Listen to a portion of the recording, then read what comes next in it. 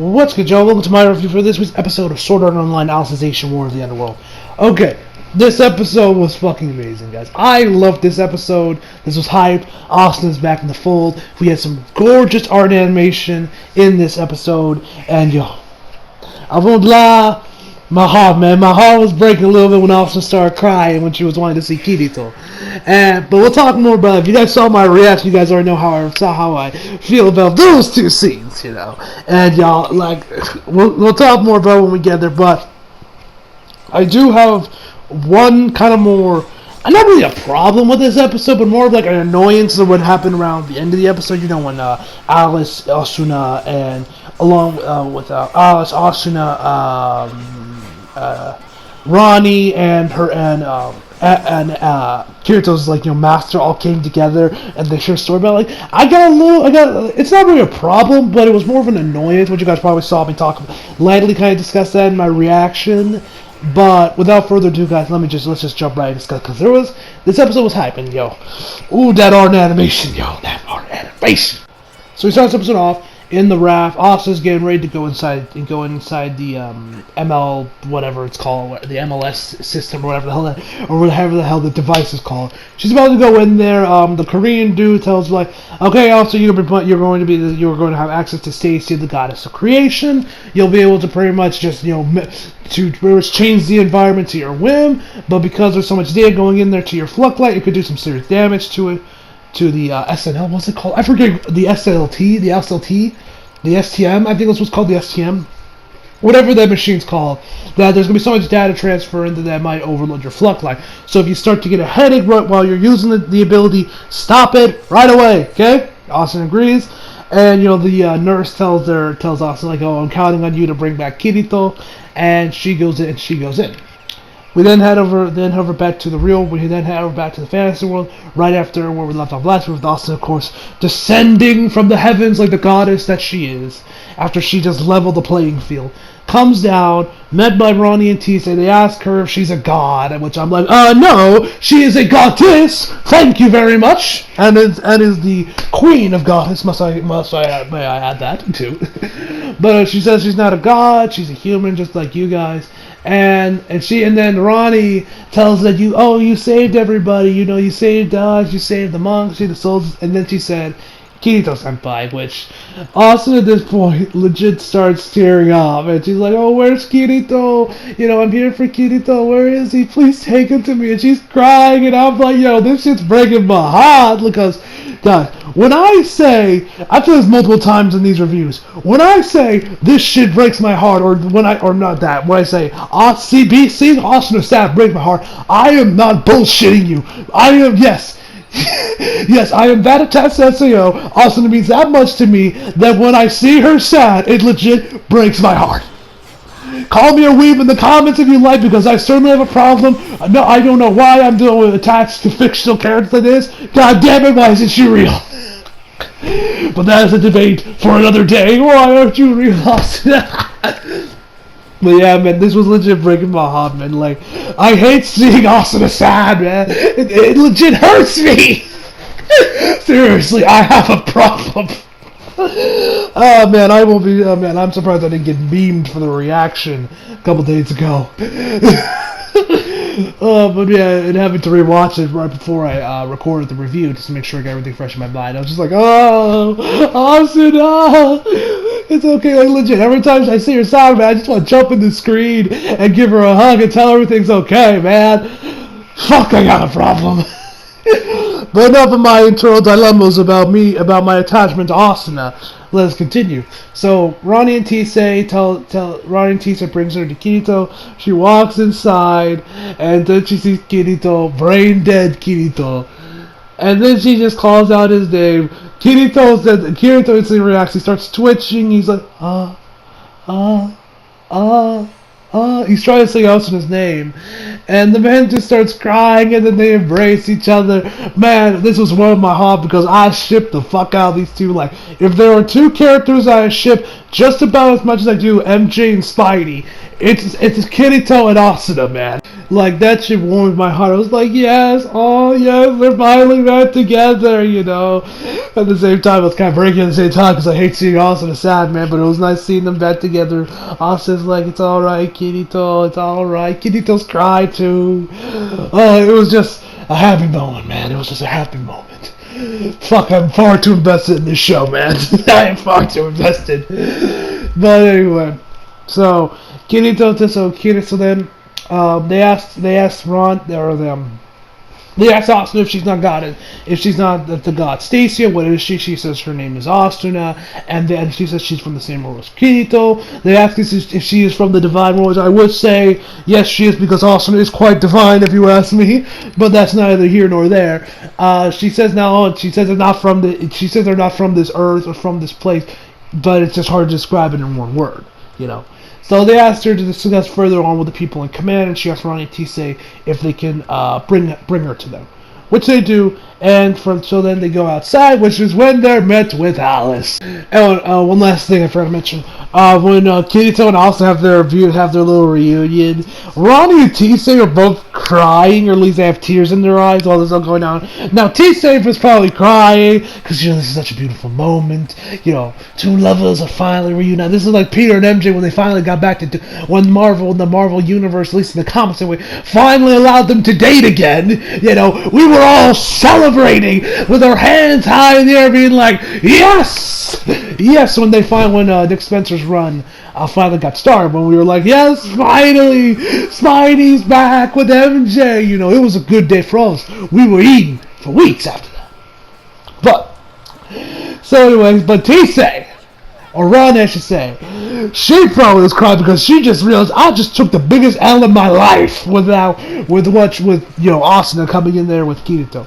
Now, from here is where my problem, or I guess annoyance, with this episode starts. Now, I'm not going to hate on it. That's why I say annoyance rather than just a problem, because of how this stuff played out and how well Reki has, written Alicization so far. That I'm going to cut him some slack on this. But it still needs to be said, which we'll talk more about when we get to the ending of the episode.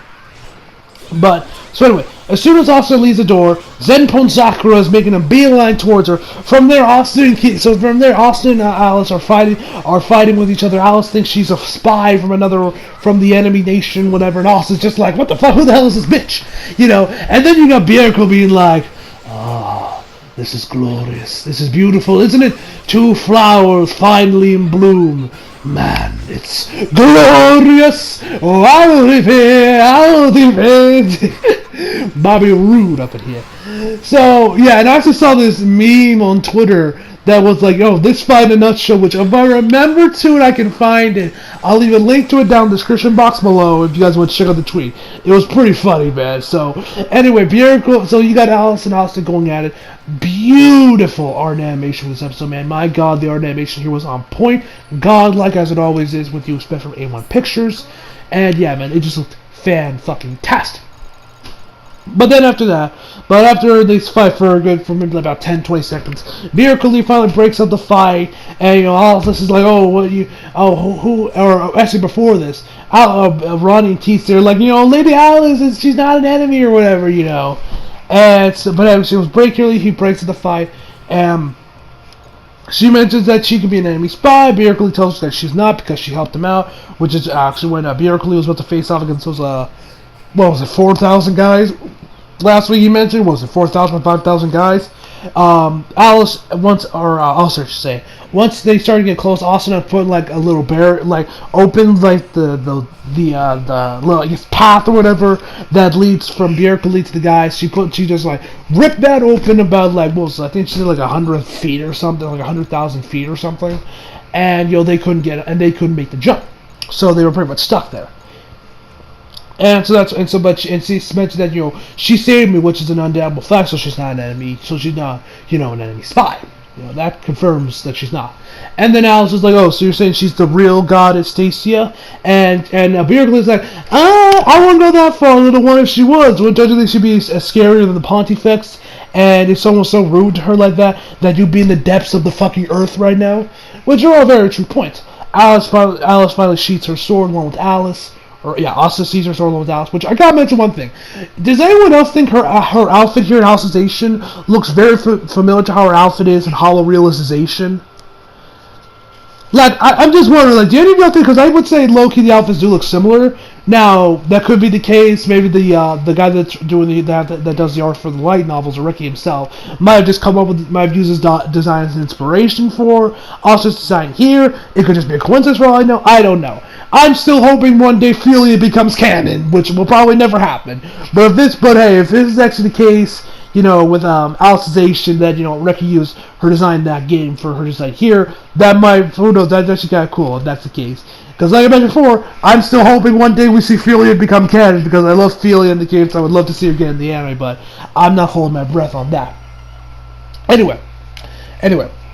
So after they have their little, you know, fight, Austin explains to her that she is not working, that she is indeed a human like everyone else. She has information that she wants to talk about, you know, their situation. Miracle decides, okay, your story should be decided by the rest of the knights and the guards. So she asks Ronnie and Tisei to make some tea. How very British of you, Miracle, to make some tea for them, and to give our boy Miracle some liquor, cause he gonna need some hard shit for this one, you know. So they go on their way. But before that, Austin goes back to go check up on Kirito. But once she does, which I gotta also mention one other thing, to Aniplex, when the fuck is my air date for the dub? When is this aired on Toonami? Because I need to see this scene with the English dub, because y'all know me, I fucking love Alistair's English voice actress. I love her voice. So when we get that dub, when's it coming? I mean, granted, the show's about almost over. I think we got like 2 more episodes left. I believe Alicization is left, maybe 1 more. So, yeah. So maybe they're probably gonna wait till after the shows are completely done with the sub, then they'll finally air the dub. I'm not sure. I'm just hoping we get it soon, because I want to hear this with the English dub, because I love the dubcast. Anyway, so Austin tries to go in there to Kirito. Alice says, "Let me make one thing perfectly clear. You are not allowed in that carriage without my permission." Yes, Alice tells Kirito's in-game wife and real-life girlfriend that she cannot see him without her permission. Alice, you got some balls, I'll give you that. and she says that, you know, it's my duty to protect Kirito. And she's like, what? They're like, and she's like, and Alice is just looking at her like, bitch, what you say? And stop referring to my Kirito like so casual like that. And because she's not referring to him with like the sans, the kuns, or the chants. None of like the Japanese honorifics, I think that's what they're called. None of that other stuff She's just referring to him by first name, Kirito, with nothing next to it. So of course, you know, that's something that where you got pretty much just find life and live to get to call someone by their first name in Japanese culture if we can go from anime, you know. But anyway, so she's pissed off about that. They start arguing from now. This was all played off for comedic relief, for comedy's sake, but it still kind of irked me a little bit, and I'll talk more about that, why I did, when we get to the end of the episode, which I've already mentioned many times. So they go like, They do that to each other, and then they just walk off. Then you see Ronnie. Tisei's already, okay, let's go get the beer and the hot water and everything. And Tisei's already going over to the second carriage to get the stuff. Ronnie's just sitting there being like, he's my senpai. And I'm like, Ronnie, stop. You ain't got no chance. You can't compete with Asuna. Give up. They're married in game, and in real life they love each other. You are an AI, he is real. It ain't gonna work. So just stop while you're ahead, and just take your L and leave it to Asuna. Just take the L and leave, Ronnie, because you got, to quote Vince McMahon, you got no chance in hell. So anyway, Asuna gets weird then, so we're now in by this fireplace, and Asuna explains who she is. She says she's Asuna, she is from the real world, she's a world which is a world outside of this world that's psychologically connected to this world, and all this other stuff. There was a lot of stuff going on in this, so I'm not going to recap everything, but I'll get pretty much the main point. So people are like, wait, what? That's ridiculous. And she also mentions how there are two forces, that this place is called the Underworld, and that there are two forces outside that are fighting over for control of this place. Or actually, one of the guys asked her, so is your goal here to rule this world. And then she says, excuse me, actually it's quite the opposite. She is here to protect the underworld as there are two forces coming after them. One to destroy this world, of course, Gabriel and his guys, and the guys that want to protect this world, Wrath. She is part of Wrath, and then she wants to go save this place. And people are like, what does she mean by real world? Destroy this place? That's preposterous. And then you got Bjerkeli be like, so, here we have the Dark Territory, an area outside of our world. There's nothing different or unusual about there being a world outside of that, as he's drinking his liquor. Yeah, some good vodka. I wonder what the man's drinking. Is it vodka? Probably not vodka. He's probably drinking some wine, maybe some bourbon. Maybe he's having scotch. He seems like a scotch kind of guy, or whiskey. He's probably more of a whiskey guy.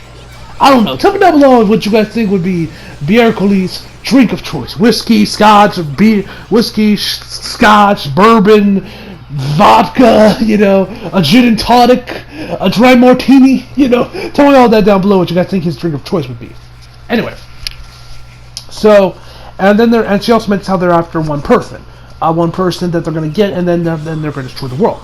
They ask her who is this person that they're after. I think Bjerkeli actually asked her this, or it might have been Renly. And she doesn't say anything, but both her and Bjerkeli just look at Asuna, or not Asuna. They both look at Alice, and she's like, me? And Asuna tells her, that's why I need you to come with me, get us back to the real world, so that they don't know that you're here, so that they won't bother, they won't interfere anymore. And Asuna isn't having it, or Alice, excuse me. Their names both start with A, so I'll probably get their names mixed up occasionally. So apologies right now. But Alice doesn't want no part of this, because she's an integrity knight, her job is to protect this place, and she doesn't have to leave. And Alice is like, that's more of a reason for you to come here. Because if you get captured and they destroy you, everything, the sky, everything, everyone, everything, the sky, everything in this world is going to get destroyed, and there's going to be nothing left. So it's better that you come with me instead of, going up there. And then Bjerkeli mentions how her information is outdated, and that the Dark Territory, that Gabriel's guys have already invaded, of course, as God Vecta, and they came in already, because that's the whole reason that they're in here, is because of God Vecta and his troops going over to find the Priestess of Light, which is, of course, Alice. So, from there, Alice just starts thinking, after she's learned this massive revelation, be like, no, that's impossible, so the Dark Territory God accounts weren't protected. And then, of which I gotta say, I don't know why, but I love Asuna's thinking pose, when she thinks. I don't know why. Like I mentioned before, I have a problem with Asuna, man. Like, I am far too attached to her. One man should not be this attached to a fucking fictional character, but whatever. Your boy got a problem, so, like I mentioned before, call me a weeb in the comments if you'd like. But anyway, so she's thinking about it, so, trying to figure out what's going on here. She eventually comes to the decision that there's probably a mole, because they also bring up the code that appears on the right eye, and the code that Alice got. I forget the exact number, but I think it was like 471, I believe was the code number. It might have been something else, so don't quote me on that, but I know 71 was like the second and third numbers. So, she's thinking about what this could mean. Could it be that there's a mole within Wrath to use this as, like a sabotage code? Because, Wrath's whole goal is to create intelligent, or create AI with true intelligence. That's their whole goal. And for them to have like a sabotage code would kind of defeat the whole purpose, because, it pretty much keeps them in line, It doesn't give them true intelligence. It doesn't make them feel like real people, Which is Wrath's whole goal. So that kind of like, so it kind of makes you think he probably defeats the whole purpose. So that's when she finally decides that there's probably a mole within Wrath. And then also, and then she calls out to Kirito, and then we get back to when she was hugging Kirito, where Kirito says internally, anyway, or to Alice's mind, or to Asuna's mind, excuse me, Asuna, please. And from there, she returns back to reality. She smiles, and Alice asks me, like, you good? And she says, yeah, we're good. A code 871, that was the code, excuse me, code 871. Also, if you guys want to know who I think the mole is within Wrath, now I think I might have mentioned this earlier in the episode, I'm not sure, or earlier on my review, or I might have mentioned this in the reaction to this episode that dropped on Saturday, that dropped on, what was it, Monday, I think I dropped that video out. Anyway, I'm pretty sure it's those guys that we saw at the beginning, around, like, I think it was like the middle part of Alicization Season 1, where we saw Asuna and Reki Kawahara's like ex-girlfriend. We saw them walking down this hallway. Then you saw these two scientists walking by them. And one of them had like this evil grin on his face. I'm pretty sure it's that guy because the dude looked so obvious. He might have been holding it aside and said, "We will be the villains the next arc." So I'm pretty sure they will be the guys that are so I'm pretty sure he is the mole within Wrath, leaking the information to Gabriel and such. So anyway, and so then Briarically asks if there's any other way to get rid of the seal other than blowing up your eye. And she says, no, it's probably not something that you can do within the world the other way. So then he asks her, are you the real worlders? Do you have this seal too? And she says, no, I have no such seal, which is true, because if she did have that seal, someone is gonna get got. Because if any of y'all motherfuckers try to do anything that shit with Asuna, someone's gonna fail. And also, by the way, shout out to anyone who got that reference, by the way. Shout out to anyone that got that reference. So, anyway, and so she's saying that what sets apart the real worlders and the underworlders is of course the whole thing with the seal. And I'm paraphrasing here because there's probably a lot more stuff in here, but I'm just paraphrasing here. Berkeley asks, so if the only difference between the real worlders and the underworlders are between the whole is the red eye seal thing, doesn't that mean that Alice's little Alice has an existence similar to that of a real world because she broke the seal? And along with Yujo as well. Which is very true. And that's pretty much why she wants to go in there and get. That's probably why she wants to get. Because remember, this whole thing has been all about Alice. They even named the system after her, Alice. So that's why. So she's definitely like a rare person that people want to get around. And Gabriel just wants her because her soul's gonna taste good, While the guys over at Wrath want to, I guess just to see what makes her tick, So from there, they kind of keep talking about it. Alice decides, or Berkeley asks kind of a little bit further, like what exactly you want to do with little Alice once you get to the real world.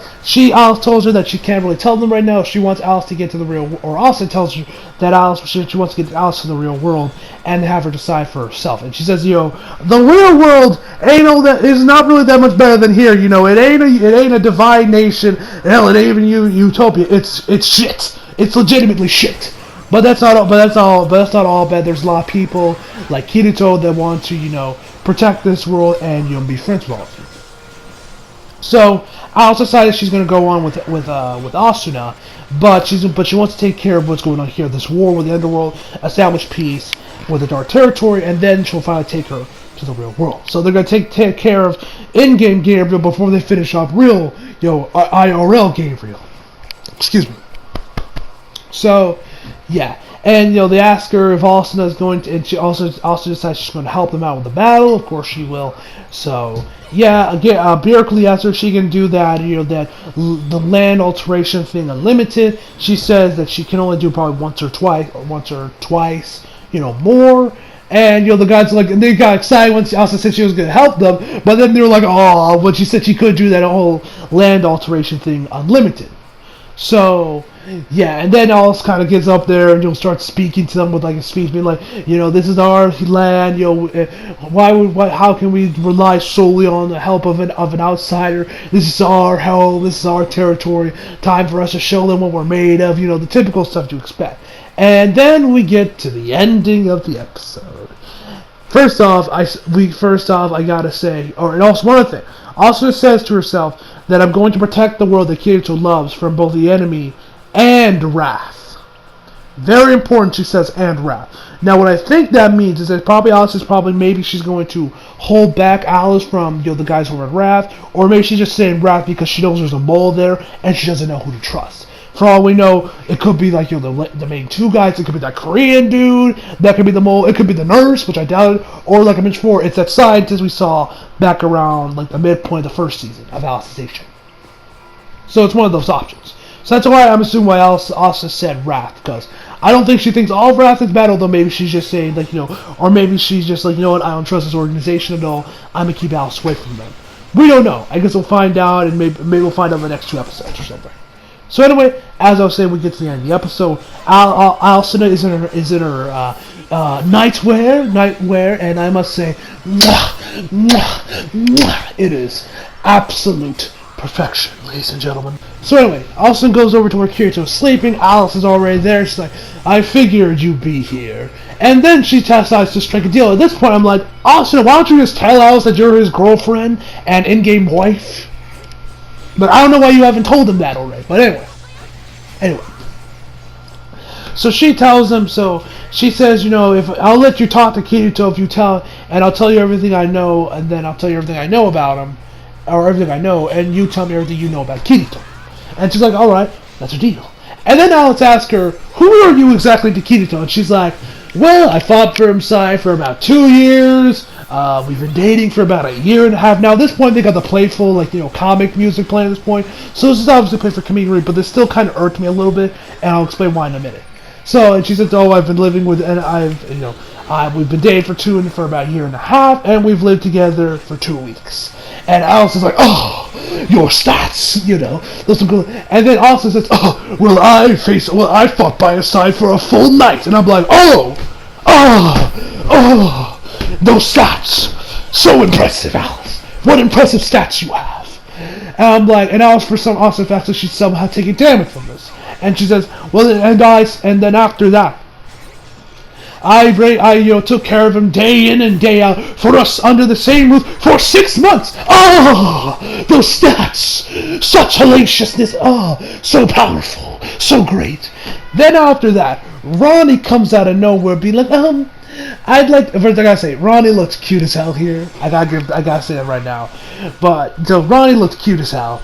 And she's like, I'd like to exchange information. I was his apprentice, and she says, I swept his floors, cleaned his room for 2 months, and I'm like, oh, such impressive stats. You had cleaned his room. Oh, And then she said she took him to this restaurant, this pie restaurant, more than once, as if that's supposed to mean something to me, and and that she learned sword skills from him. Ronnie, I gotta say, girl, you need to stop right now. You can't compete with this. I mean, for God's sake, your stats out of everyone here are quite shit. Just like your cleaning job probably was shit. You don't get the corners, Tita. You keep forgetting to get the corners. The corners are very important. If I were you, I'd recommend you get a swiffer, excuse me, So, yeah, Ronnie, I won't lie, I did find this scene funny, but it just irked me because, and after this, Kirito's, master from the academy comes in there, says, said she was his page for like a year. And then they pretty much go check up on Kirito. And Alice calls her, that says calls him deal with and Kirito, and that's what people call him on the outside, because she sees him sleeping with his 2 swords. And Alice decides to, say, okay, let's begin with sword time, which I'm gonna ask, Asuna, when you tell your side of the story, are you gonna tell them about chapter 13.5? Or are you gonna keep that to yourself? If I were you, I'd keep that to myself. But anyway. So let me get into the reason why this scene kind of irked me, and why the beginning part of the episode kind of irked me a little bit. It all becomes the fact that, now Reki Kawahara, of course, the writer for SAO, has done a great job with this series, with this season, or this, this arc, I should say, with Alicization. And I've already mentioned before countless times how much I love this series, how much I love this arc in particular, and how much better Reki Kawahara's, writing has been in this arc. But with this arc, and with this section right here with Reki kind of it's like Reki was kind of reverting back to his old style, where, all the girls that, if Kirito so much as looks at a girl, she instantly wants his dick. Then oh, you saved me, that means I love you now, and then you got, Sion, Liz, and Silk, and Suga all trying to make moves on it. If there's one thing I love about the Alicization arc, is that it isolates Kirito and Asuna from everybody else, so there was none of that bullshit. But with Reki kind of doing this, now yes, I mentioned before, this was played for comedic effect, so that's why I'm going to come some slack on this, and it more kind of irked me, because I'm like, come on, Reki, why are you going back, why are you, reverting back to your old ways of writing? You were doing so good right now.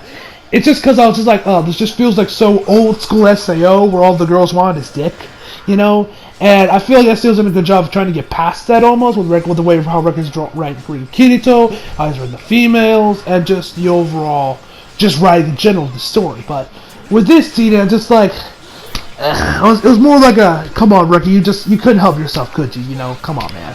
But like I mentioned before, it was funny. I did enjoy the scene, but it just kind of irked me a little bit, because I'm like, come on, man, just don't go reverting back to your old ways now, But anyway, with that all being said, I fucking loved this episode, man. This episode was awesome. We can't wait to see the rest of the season. See Austin in action. That's going to be some hype shit. And overall, I'm going to give this episode a 10 out of 10, guys. So hope y'all enjoyed the video. Leave a like if you did. Subscribe if you're new. Follow me on Instagram, Twitter, flag, and links down in the description box below. And as always, come back for more. See you guys next time.